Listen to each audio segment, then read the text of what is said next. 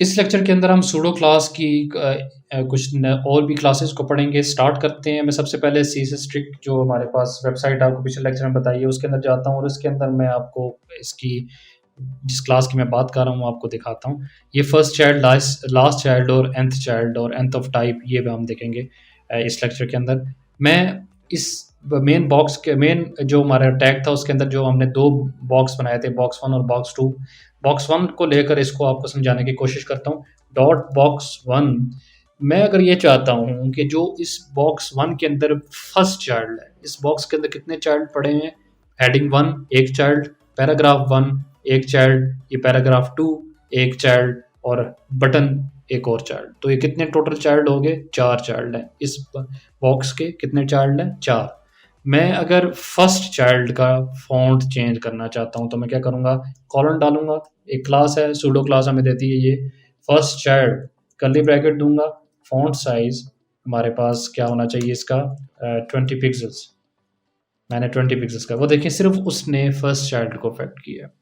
इसी तरह मैं अगर लास्ट चाइल्ड को अफेक्ट करना चाहता हूँ, मैं लिखूँगा लास्ट चाइल्ड। तो देखें उसने बटन का, ये लास्ट चाइल्ड मेरे पास क्या है? बटन है, उसका टेक्स्ट का फ़ॉन्ट साइज़ कितना कर दिया? 20 पिक्सेल्स। और अगर मैं कहता हूँ कि first of type, first of type क्या? पी।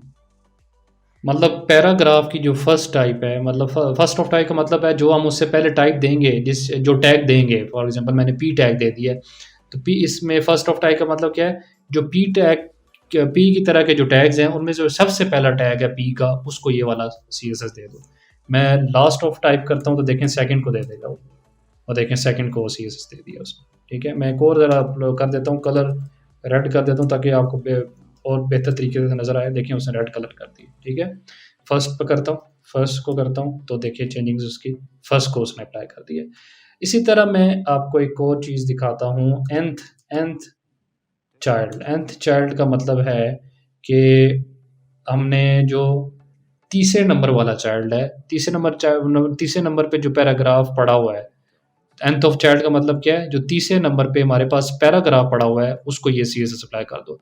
4 नंबर पे हमारे पास पैराग्राफ पड़ा है, ये बटन पड़ा हुआ है ना, तो 4 पे इसको चेंजिंग्स नहीं करनी चाहिए। देखिए मैं 4 पे देता हूँ, तो चेंजिंग्स नहीं कर रहा, क्योंकि 4 के ऊपर पैराग्राफ नहीं पड़ा हुआ। nth ऑफ चाइल्ड, अगर मैं इसको यहाँ से पी हटा देता हूँ, तो उसने अप्लाई कर दिया।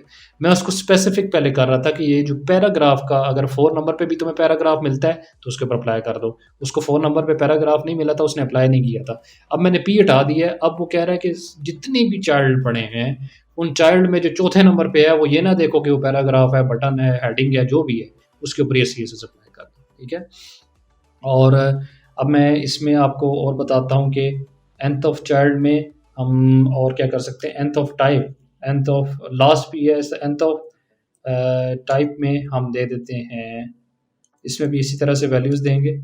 हम वैल्यू दे देते हैं 2 पे, जो पैराग्राफ पड़ा हुआ है 2। ठीक है, nth ऑफ टाइप उसी तरह वही काम कर रहा है जैसे nth ऑफ वो चाइल्ड कर रहा था, कोई इतना डिफरेंस नहीं है। हमने पैराग्राफ उसको एक दे दिया है कि पैराग्राफ टाइप का अगर आपको 2 पे नज़र आता है, तो आप उसके ऊपर अप्लाई कर दो। मैं 3 देता हूँ इसको, 3 पे कोई पैराग्राफ नहीं है, उसने अप्लाई नहीं किया, तो सेम काम कर रहा है। इस लेक्चर के अंदर मैंने आपको ये थोड़ा-सा सूडो क्लासेस की और चीज़ों को बताना था। मिलते हैं आपसे नेक्स्ट लेक्चर में, तब तक के लिए आपसे इजाज़त चाहूँगा। Thank you so much.